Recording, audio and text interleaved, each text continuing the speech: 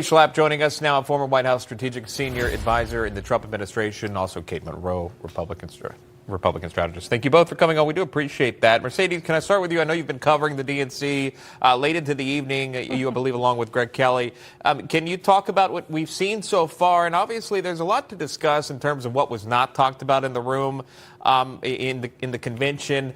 But there's still this, what happened with President Biden deciding to step down? How much influence did the former Speaker Nancy Pelosi play in this drama? What were your thoughts on that? Well, there's no question that between Speaker Nancy Pelosi, President Obama, and and Hillary Clinton, the former Secretary of State, they were very involved in basically pushing Joe Biden out and pressuring him to step aside as they were all looking to these political numbers that did look as President Biden would put a lot of negativity in these down ballots. So I think that for him to say that no one influenced him, that's a total lie. I completely disagree with that.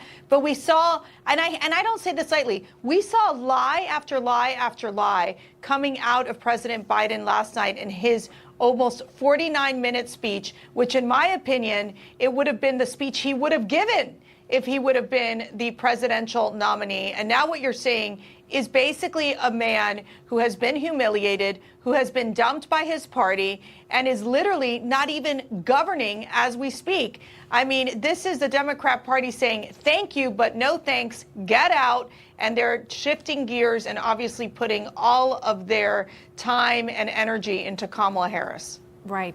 I think that was clear last night, though. We love Joe Chance, right? Thank you, Joe Chance. And now they've already moved on.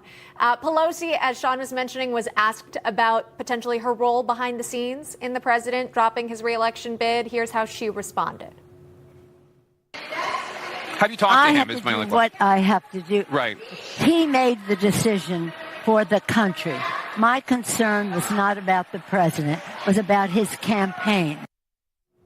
Yikes. I mean, they've worked together for decades.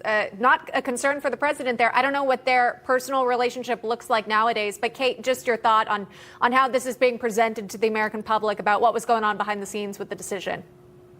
Well, I don't think it could have been any more clear that he had more than just the help of Pelosi, the Obamas, the Clintons. You even had celebrities step out. You had left-leaning media step out and ask him in so many words, please, can you step aside so we even have a shot of winning? I don't even know why at this point they're trying to peddle that he made this decision himself. I don't know how many decisions that this man has made himself in the last 2 to 3 years, other than to keep our border open, set aside veterans, completely decimate our economy. Maybe those were his decisions, but stepping aside certainly was not. Yeah. Mercedes, looking ahead here to day 2, and you're going to hear from President Obama. Perhaps maybe they've gotten a hold of the scheduling issues that the DNC has seen so far. You've got the protesters still wanting to break through these security barriers. Some were successful at that. Security stepped up. What are you watching for? Look, I'm watching for what the message will be coming from President Obama and Michelle Obama. They are still the most popular figures within the Democrat Party. We saw last night Hillary Clinton. She's seeking her revenge on Trump. She thinks that a Kamala Harris presidency is the way to say, to basically knock Trump down. Now for the Obamas, the Democrat Party, they follow the Obamas. They want to hear directly from him of what his message is going to be. Now, let's remember, President Obama was holding out. He didn't want necessarily to endorse Kamala Harris that quickly. He wanted more of an open process, and because he felt that she wasn't electable. But now all of a sudden, they are all, getting in line to support Kamala Harris. Yeah. And she's staying on script. What we've seen so far, it'll be really fascinating to see that first debate between Donald Trump and Kamala Harris. That'll finally be a moment when she answers questions, which she hasn't done for more than a month now. Mercedes and Kate, thanks for coming on this morning. Thank you. Thank you. Well, Chicago's United Center